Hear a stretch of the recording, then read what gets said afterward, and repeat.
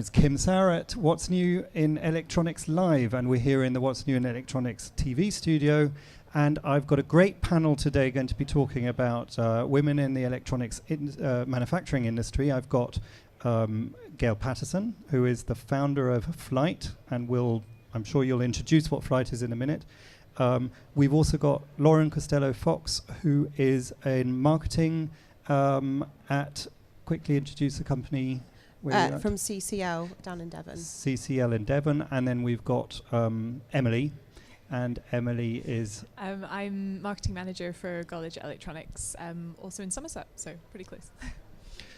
Thank you very much for joining today. So, as I said, we're going to be discussing women in electronics. I just want to get a feeling as to what your view is of the current state within our industry. Where are we in terms of women in this industry?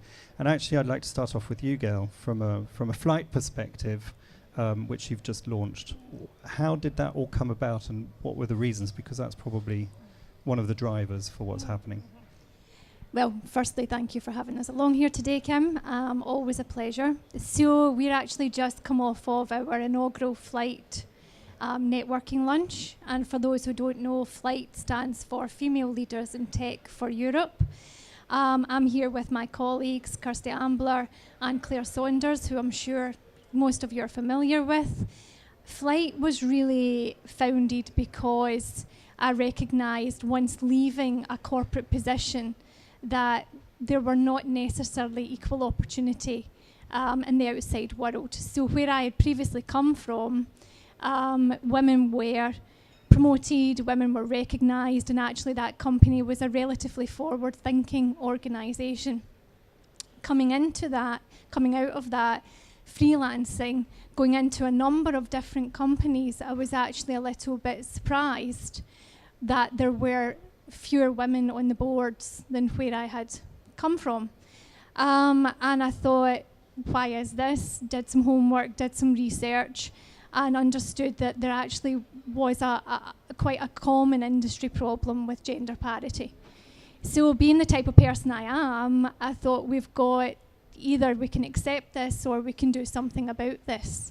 And really that's when FLITE came around, and I spoke to a number of female individuals who also wanted to step up and address that when women are invited onto the board and when women do come into the board, actually companies do progress, and they progress in a very positive way. So FLITE, there's a number of layers, and FLITE is multi-tiered.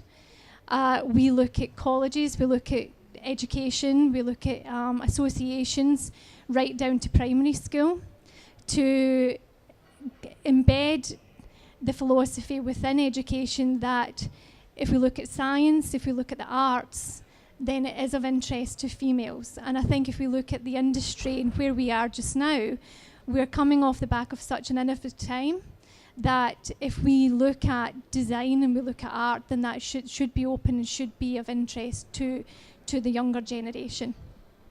So there's that side of it, and then there's a mentorship side to it as well. So people like myself who have had very, very progressive and very fortunate careers, what can I teach people? What can I teach females who may want to make this as a career choice, or be a mentor or be mentored? So it's a number of layers. And you've clearly come into the industry as well as women. Yeah. What's been your experience, and how did you come about coming into the industry? Well, I joined the electronics industry by accident, which I think a lot of people, I agree a with lot that of one. ladies did, and it was an experience of quite a male-dominated industry. A lot of our customers are men. And I think it's nice to have that kind of opportunity to be able to speak to different people, and especially women who are in the industry and have got a slightly different experience as well. Yeah, I would completely agree with that. I think organisations like FLITE are just fantastic. This is the first one that I've actually heard about, and I think part of part of possibly the issue with the industry is actually women don't seem to get together as much as we possibly could. So FLITE is fantastic. And yeah, stumbling across this industry as a career seems to have been a bit of a repeated factor that I've just kind of come across. And I think that's a real shame, because we could do a lot more with the visibility of manufacturing as an industry for women, as a legitimate and non-alternative career choice. You know, at the moment it seems to be an alternative career choice for women, and that is so sad, because as you say, Gayle, we have such a lot to contribute to boards. There's a lot of research that shows, you know, get women on your boards because your company will be more successful. And I just feel like at the moment, we're kind of failing somehow to make the industry as visible as we could do to young women who are coming out of education. So do you think stumbling into the industry is still the status quo? This is what's still happening, or are there initiatives maybe, or should we be looking at initiatives not only for women to get together, but also start at, I think you mentioned some of the universities, some of the schools, getting young girls involved in the sciences, and finding that interest? Gosh, yeah, I would absolutely say so. I think that's a huge barrier to entry is the visibility side of things. I think if there was opportunity for work experience, that was made it interesting for ladies that are still at school, and it's because the more I learn about it, the more interested I am in it. So definitely. On the surface of it, it looks sort of a bit boring, perhaps, but when you start digging into it, it's actually that's how that's made, and that's how all these people are involved in this industry. And I think as someone who looks at it from a marketing perspective as well, if I go and look up photographs in Shutterstock, for example, of manufacturing, then you're going to see that classic line operation manufacturing from, you know, the 80s, the 90s, even the early noughties, which is not necessarily representative of what manufacturing is today. If I go around a number of my clients' facilities that have innovation labs, hubs, you know, going through the supply chain from end to end, manufacturing is not what manufacturing used to be. However, we've not necessarily done a good enough job in the media to promote, so it still has an association and is symbolic with something that's actually not true, and is quite artificial now. So I think what we need to do a better job of, and FLITE is part of that, but also, you know, myself as a marketer, is put forward a true representation of what manufacturing looks like in today's world. And coming from, you know, a large tier 1 EMS company where two of the 4 presidents were females, you don't see that. So we are not aware of that.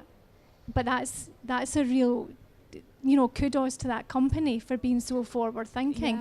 So absolutely. We do need to see, and it does need to be far more visible, that it is a career choice, and it's a really exciting career choice, because it connects you to technology.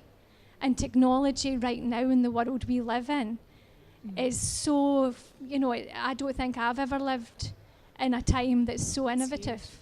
So it's getting that message across to whatever the gender may be, but certainly making it more acceptable for females to see the design element within manufacturing. I think so. I think also part of it is kind of comes down to the confidence that we instill in, like, okay, it kind of applies to both genders, but particularly within women, they can come out of education sometimes just not feeling confident enough to go, I can go into manufacturing. Part of that is I don't understand what's needed in manufacturing, but part of that is I think we just maybe are not doing a good enough job to equip girls, particularly within a male-dominated workforce, which I think we would all agree this is at the moment. I think we were discussing earlier about if you're a woman and you go into a room full of men, sometimes if you're too forceful, then you're deemed aggressive. And you know, it depends on they'll usually, you know, there'll be some kind of stereotype based on your behaviour, which is attributed to men. And instead of dealing with you as an individual, they're dealing with you as a stereotype, which doesn't help business ever really, because they're coming at you with preconceived ideas. Usually, you'd hope most of those which have absolutely no attribution to you. I think part of that is trying to get girls to just kind of like know that, okay, there might be these kind of awkward situations in business, but there's a support networks out there, like places like FLITE, where you can say, yeah, okay, I'm feeling a bit intimidated by this atmosphere, but we're all feeling intimidated by this atmosphere, and actually great things happen when you push through that and make something work and achieve something, and it is really worth it. But it's how to get that confidence instilled right from the off, I think. Something that I've learned whilst I go out and speak to schools and speak to universities is there's actually a separate language for females as well. And females can be emotional and females can be reactionary, but you don't have that business language for a man. So we do need to try and address our business language and not necessarily have to have a label for how a female is feeling. That female is there to do business. So again, I'm seeing great positive signs in education to try to remove those tags, because business shouldn't be put on an emotional level. We are all emotional, but for some reason we discuss females' emotions. So certainly it's not just an issue that is being discussed in our industry, but what I found interesting was, you've mentioned that a lot more promotion needs to be done around the subject. Now, organizations like FLITE do that very well, but do you find that maybe the individual businesses, and there are some businesses that do it better than others, do you think everybody should really take that responsibility and play a part in, I suppose, making it completely normal, and that it's no longer a discussion point? Yeah, I would absolutely say so. The more we can all own that and say, no, I'm part of this industry and I'm going to show everybody who wants to come into this industry exactly how it actually is, and try and break down the stereotypes, I think the better. Definitely. So how do we do that? Really good question.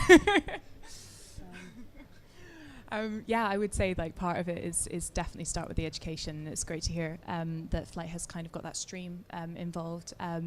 Definitely start with the education side of things, and also actually some of it is about educating employers.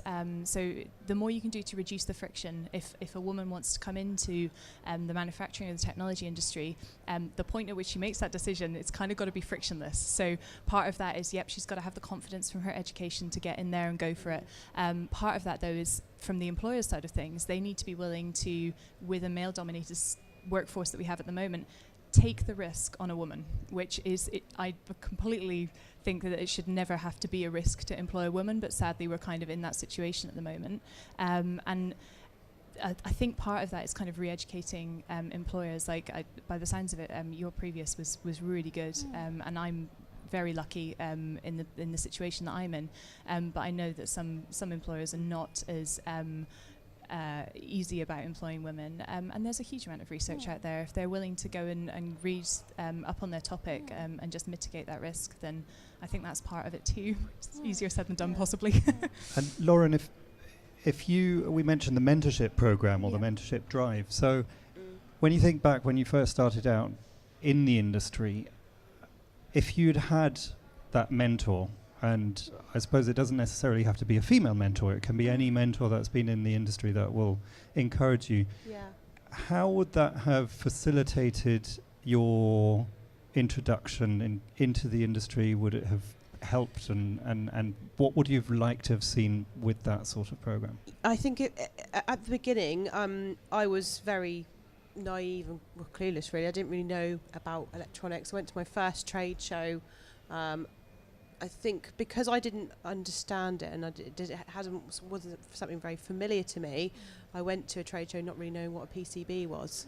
So, which is kind of, and I think if you have an opportunity to have a mentor at the beginning who can explain, because there's so many different parts to the electronics manufacturing industry. There's our company is one small part of it, dealing with components and excess components, but we deal with huge companies all over the world. So that was another part of it, where it's like, how does that company feed into this part of the industry, and what happens there, and all these different things. And I think having the opportunity to go to trade shows and speak to different people and different types of companies is really good.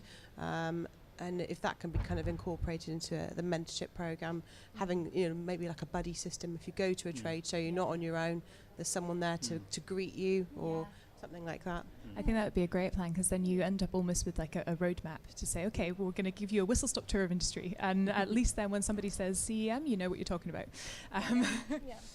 And I think the common thread that I always hear or listen out for is communication. And I think there just needs to be a far greater level of communication. We need it not to be a taboo subject. We need it to be addressed. We need to talk about it. And I do think there's other organisations, FLITE is one of those organisations, especially in America. There's a lot of women in tech organisations. We need to put it onto the table. We need to address it. We need to learn from it. And sometimes actually I've learnt in organisations, if that behaviour is actually signposted to, and if that behaviour is actually brought to the front of that organisation, the organisation has an opportunity to learn from that. Sometimes people don't even know, because this has been such a culturally accepted part of our business DNA. They're not even aware that people are sensitive to this. But once it's been put in front of them, well, actually that's not the behaviour that we would expect today. They change, and they put procedures in place to change. So I think communication's key, and I think we are on a curve to learn. I do think that we're really making leaps and bounds. So it's not a negative story. It's an incredibly positive story. But we do still have a significant journey to go on. But it's about making sure that people express how they're feeling. Yeah, I would completely agree. And we work in an industry with some of the most dynamic firms in the world, and that's such a fantastic opportunity. And just letting girls and young women know that opportunity is out there is such a huge thing. So yeah, it's a massive positive story actually, and yeah, the changes are coming on board. But yeah, it just feels a little bit like, okay, maybe there's more to do. Okay, well, very interesting chatting to you today. Thank you very much for your time, and good luck with your initiatives. Thank you. Thank you. Thank you.